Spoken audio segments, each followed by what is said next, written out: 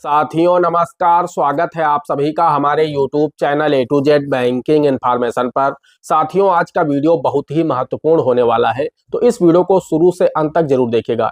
इस वीडियो को स्किप बिल्कुल भी मत कीजिएगा, क्योंकि आज के इस वीडियो में हम आपको जानकारी देने वाले हैं कि जिनका नाम लास्ट SIR 2003 की लिस्ट में नहीं है वो लोग फॉर्म कैसे भरेंगे। जी हाँ दोस्तों, आप सभी को पता है 2025 का ये फॉर्म फिल किया जा रहा है SIR का फॉर्म, जो कि बहुत ही इंपॉर्टेंट है दोस्तों। सभी गाँव में देश के 12 राज्यों में तेजी से काम किया जा रहा है।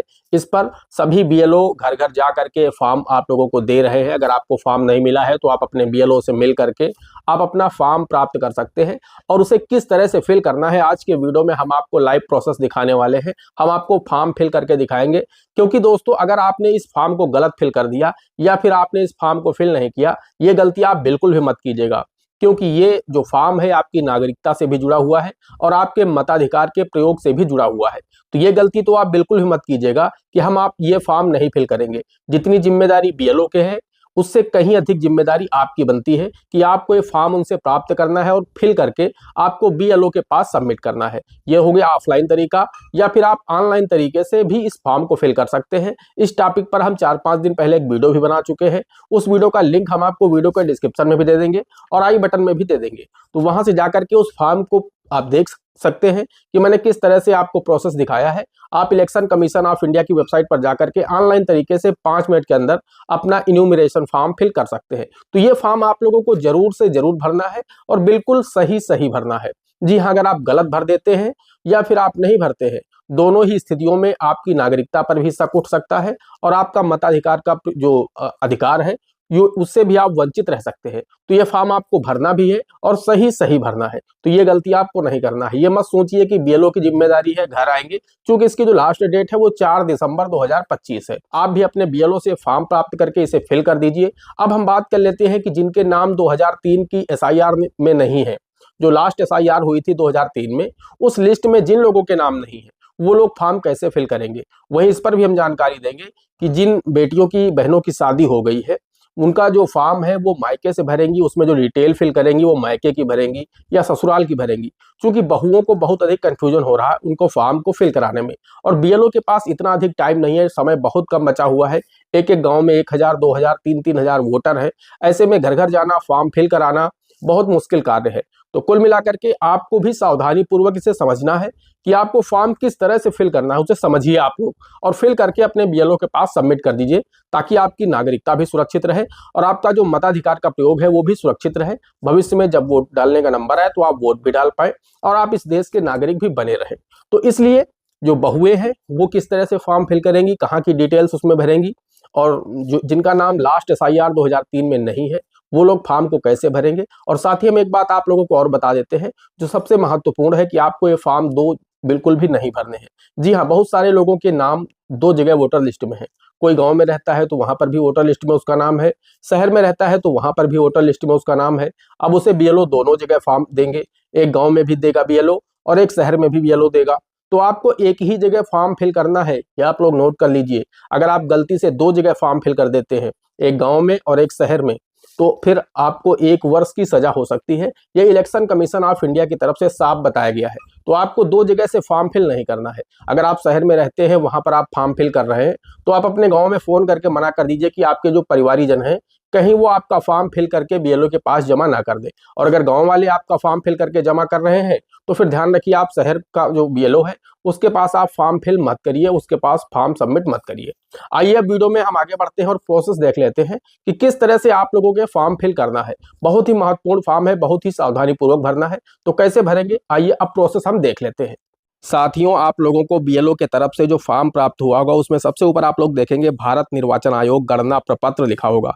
उसके नीचे लिखा होगा name and contact number of BLO। तो वहां पर आपका जो BLO है उसका नेम होगा और उसका मोबाइल नंबर है। ये फॉर्म आप लोग देख सकते हैं, स्क्रीन पर मैं आपको दिखा रहा हूँ। उसके बाद दोस्तों आप लोग देख सकते हैं इधर लेफ्ट कॉर्नर में देखेंगे तो निर्वाचक का नाम लिखा होगा। उसके बाद उसका जो EPIC संख्या है वो लिखी होगी, यानी जो वोटर ID संख्या वो लिखी होगी। पता लिखा होगा, मकान नंबर क्या है, एड्रेस क्या है, ये पूरा पता इसमें लिखा होगा। उसके बाद सेकंड कॉलम में देखेंगे तो क्रम संख्या लिखी होगी, यानी वोटर लिस्ट में जो क्रम संख्या पर जिस नंबर पर आपका नाम है वो क्रम संख्या है। उसके बाद भाग संख्या लिखी होगी। उसके बाद जो आपका वोटर केंद्र है, जहां पर आपके केंद्र पर वोटिंग होती है, उसका संख्या यहाँ पर लिखी होती। उसके बाद विधानसभा संसदीय निर्वाचन क्षेत्र का नाम लिखा होगा। उसके बाद राज्य का नाम लिखा होगा। तो ये डिटेल्स ऑलरेडी आपको फिल मिलेंगी, इनमें आपको कुछ भी नहीं करना है। उसके बगल वाले कॉलम में देखेंगे, यहाँ पर आपको एक बारकोड दिखेगा, इसे स्कैन करके आप अपनी डिटेल्स को चेक कर सकते हैं। तो ये होगा। इसके बाद एक फोटो आप लोग देख सकते हैं, इसमें लगा हुआ आपको दिख जाएगा कि ये फोटो यहाँ पर इलेक्शन कमीशन ऑफ इंडिया की तरफ से लगा करके भेजा गया है, जो फोटो आपके वोटर आईडी पर है। और उसके बाद आप अपना वर्तमान एक नया फोटो यहाँ पर चिपकाएंगे, जो साइड में कॉलम दिख रहा है राइट कॉर्नर में। तो यहाँ पर आप अपना एक रंगीन फोटो चस्पा करेंगे पासपोर्ट साइज का। अब दोस्तों फॉर्म आप लोग समझ लीजिए कैसे फिल करना है। तो यहाँ पर आप लोग देख सकते हैं जन्म तिथि, दिन, माह, वर्ष। आप अपना आधार कार्ड में देख लीजिए, अपना जो भी मार्कशीट है 10th की या प्रमाण पत्र है उससे देख लीजिए। वैसे ही सेम यहाँ पर जन्म तिथि आपको ऊपर वाले कॉलम में भरनी है।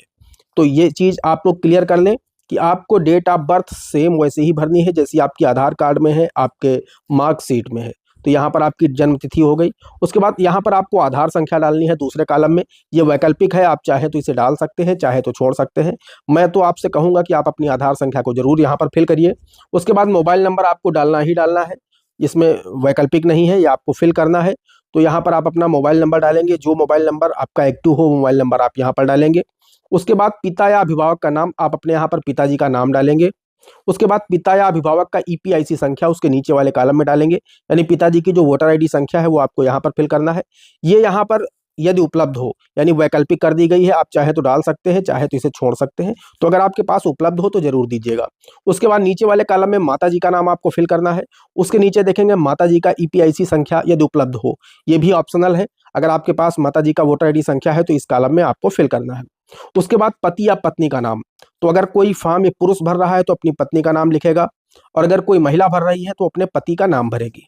उसके बाद पति या पत्नी का ईपीआईसी संख्या, अगर पुरुष ने पत्नी का नाम लिखा है तो उनका वोटर आईडी संख्या अगर यदि उपलब्ध है तो यहाँ पर फिल करेंगे, और वहीं अगर पत्नी ने फॉर्म को फिल किया है तो अपने पति का यहाँ पर वोटर आईडी संख्या अगर उपलब्ध है तो यहाँ पर फिल करेंगे। अब ये तो हो गई सामान्य सी डिटेल जो सभी को फिल करना ही करना है।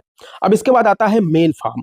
अब आप लोग देख सकते हैं दोस्तों, यहाँ से मुख्य फॉर्म शुरू होता है एसआईआर का। यहाँ पर आप लोग देख सकते हैं, मैंने बताया था कि पहले वाले कॉलम में देखेंगे पिछले एसआईआर की मतदाता सूची में मतदाता का विवरण। अगर आपका पिछला जो एसआईआर 2003 में हुआ था उस लिस्ट में आपका नाम था तो आपको फिर ये कॉलम फिल करना था। अब अगर आपका नाम इस 2003 के एसआईआर में नहीं है तो आपको ये वाला फॉर्म भरना है। तो आप लोगों का मैंने आज के वीडियो का टॉपिक यही कवर किया है कि जिन लोगों का नाम लास्ट एसआईआर 2003 की लिस्ट में नहीं है उनको किस तरह से फॉर्म फिल करना है। तो ज़्यादातर लोग जो भी यंग एज के हैं उनके नाम जो है वो लास्ट एसआईआर 2003 की लिस्ट में नहीं है। हाँ, उनके परिवारीजनों के नाम है, उनके माता पिता या उनके दादा दादी के नाम उस लास्ट 2003 जो एसआईआर हुई थी उसमें नाम है। तो अब उनको इस वाले कॉलम को भरना है, यानी जो राइट में कॉलम है इसको आपको फिल करना है कि आपका नाम 2003 की एसआईआर लिस्ट में नहीं है। तो दोस्तों यहाँ पर देखेंगे आप, इसमें सबसे ऊपर लिखा है पिछले कॉलम में दिए गए संबंधी का विवरण पिछले एसआईआर के अनुसार। तो ध्यान रखना है जो पिछला एसआईआर है उसी के अनुसार आपको ये कॉलम फिल करना है। अब इसमें आपको अपनी डिटेल्स नहीं भरनी है, या आपको अपने संबंधी की डिटेल्स यहाँ पर फिल करनी है जिनका भी नाम लास्ट एसआईआर में है, जैसे कि आपके दादा दादी हैं या आपके माता पिता हैं। तो मोस्टली लोग अपने पिताजी का नाम भर रहे हैं, क्योंकि पिताजी का नाम लास्ट एसआईआर में उनको मिल जाएगा। तो लास्ट एसआईआर में पिताजी का नाम है तो आप लोग सबसे ऊपर अपने यहाँ पर पिताजी का नाम भरेंगे, जहाँ पर नाम लिखा है इसके आगे अपने पिताजी का नाम लिखेंगे। ईपीआईसी संख्या यानी वोटर आईडी संख्या अगर उपलब्ध है तो यहाँ पर आप पिताजी की डालेंगे। संबंधी का नाम, लोग यहाँ पर कंफ्यूज होते हैं, संबंधी का मतलब यहाँ पर आपसे संबंध नहीं पूछा जा रहा है, यहाँ पर आपको अपने पिताजी के पिताजी का नाम लिखना है, यानी दादाजी का नाम आपको यहाँ पर लिखना है अपने। उसके बाद संबंध में वो पिताजी के पिताजी हुए, आपको दादाजी नहीं लिख देना है, आपको लिख देना है कि वो पिताजी के पिताजी हैं, यानी तो पिता यहाँ पर लिखना है। तो कुल मिलाकर के पहले आपको पिताजी का नेम लिखना है, फिर उनका वोटर आईडी संख्या लिखना है, फिर उसमें आपको लिखना है संबंधी का नाम। तो यहाँ पर उनके पिताजी यानी दादाजी का नाम लिखना है, और उसके नीचे संबंध में आपको पिता लिख देना है। फिर आपको अपना जिला लिखना है, जिला जो भी था अगर चेंज हुआ है तो आपको चेंज वाला जिला, नया जिला नहीं लिखना है। 2003 में आपके जिले का जो भी नाम था वो आपको यहाँ पर लिखना है। राज्य का नाम लिखना है, विधानसभा निर्वाचन क्षेत्र का नाम आपका जो भी लास्ट एसआईआर 2003 में था वो आपको यहाँ पर फिल करना है। विधानसभा निर्वाचन क्षेत्रों की संख्या ये आपको यहाँ पर फिल करना है। तो निर्वाचन क्षेत्र की संख्या आपको कहाँ से मिलेगी, तो उसके लिए आपको अपना एक वो जो लास्ट एसआईआर वाली लिस्ट है वो डाउनलोड करेंगे, तो वहाँ पर आपको सब कुछ मिल जाएगा। तो उन बहनों के लिए अब मैं बता दूं कि जिन बहनों की शादी हो गई है, तो वो लोग क्या करेंगी, वो लोग यहाँ पर जो विधानसभा निर्वाचन क्षेत्र की संख्या लिखेंगी, तो वो वहाँ पर वो देखेंगी अपने मायके की जो भी डिटेल्स हैं, तो मायके की जो वोटर लिस्ट है उसमें वो देखेंगी जो लास्ट एसआईआर वाली कॉपी है, उसमें देखेंगे तो उसमें क्रम संख्या भी मिल जाएगा, भाग संख्या भी मिल जाएगा, और उसके साथ ही साथ विधानसभा निर्वाचन क्षेत्र की संख्या भी मिल जाएगी।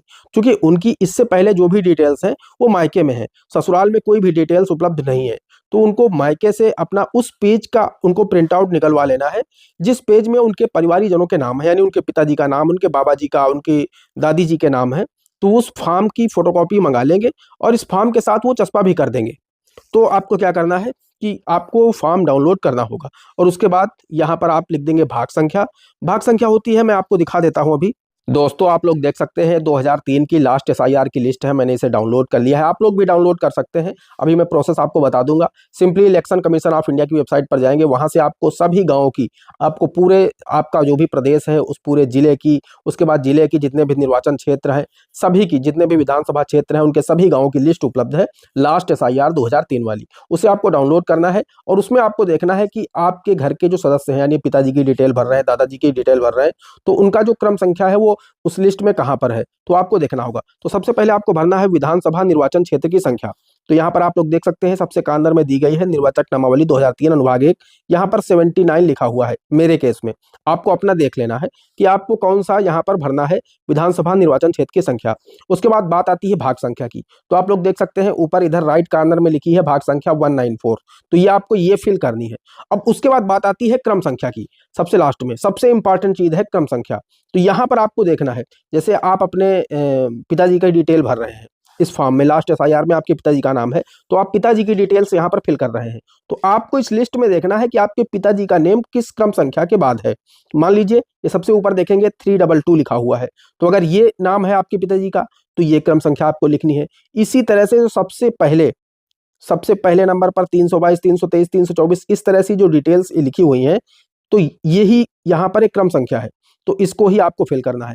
लेकिन इसमें से देख लेना है कि आपके पिताजी की डिटेल्स किस क्रम संख्या के बाद है, तो वो ही क्रम संख्या यहाँ पर फिल करी जाएगी और नीचे यहाँ पर साइन करना है, बीएलओ के पास आपको फॉर्म सबमिट कर देना है। आपका फॉर्म कंप्लीट सक्सेसफुली सबमिट हो जाएगा। आप ऑनलाइन तरीके से भी भर सकते हैं इलेक्शन कमीशन ऑफ इंडिया की वेबसाइट पर जाकर के, उसका भी प्रोसेस हमने पिछले वीडियो में बता रखा है, आप उसे देख लीजिएगा और आप उस तरीके से, और मैंने इस पर भी वीडियो बनाया है कि आप जो लास्ट एसआईआर 2003 की लिस्ट है उसे डाउनलोड कैसे करेंगे, तो उस पर भी मैंने डिटेल वीडियो बना रखा है, अगर नहीं देखा तो जाकर के देख लीजिएगा। और आप अपना फॉर्म ऑनलाइन ऑफलाइन तरीके से जरूर फिल कर दें। 4 दिसंबर 2025 लास्ट डेट है, तो उससे पहले पहले आपको फॉर्म फिल करके सबमिट कर देना है, क्योंकि ये आपकी नागरिकता और वोटर दोनों से जुड़ा हुआ है। इसमें अगर आप गलती करते हैं, लापरवाही करते हैं, तो आपकी नागरिकता खतरे में आ सकती है और आप अपने मताधिकार के प्रयोग से भी वंचित रह सकते हैं। दोस्तों मिलते हैं अगले वीडियो में किसी अगले इंटरेस्टिंग टॉपिक के साथ, तब तक के लिए जय हिंद, जय भारत।